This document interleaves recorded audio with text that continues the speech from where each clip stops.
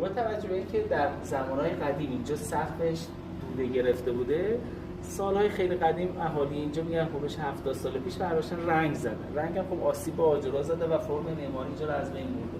حالا ما داریم سعی می‌کنیم که این فرم بنا رو به حالت اولیه برگردونیم. رنگ زدایی می‌کنیم از روی آجرها، سپس تمیزکاری، بعد حذف این تاسیسات برقی توی سقف که به کار بردن و تاسیسات برقیش از زیر کار رد می‌کنیم، کف فرش مطابق با وضع اولیه انجام میدیم و اصلاح این پله‌ها و در واقع اصلاح این بنکشی‌های تاق این قسمت و اصلاح پله رنگ کردن درها و حالا کارهایی که نیاز به مرمت باشه انجام میدیم که بنا هم ماندگار بشه هم به حالت اولیه برگرده. رنگ رو برداشتن رنگ‌های اینجا به خاطری که بنا به حالت اولیه برگرده و اگه آسیبی چیزی دیده نمایان بشه. اون رنگ نمیذاشت اگه آسیبی تا دیده نمایان بشه. سعی کنیم فضا رو مطابق اصول مرمتی به حالت اولیه برگرده.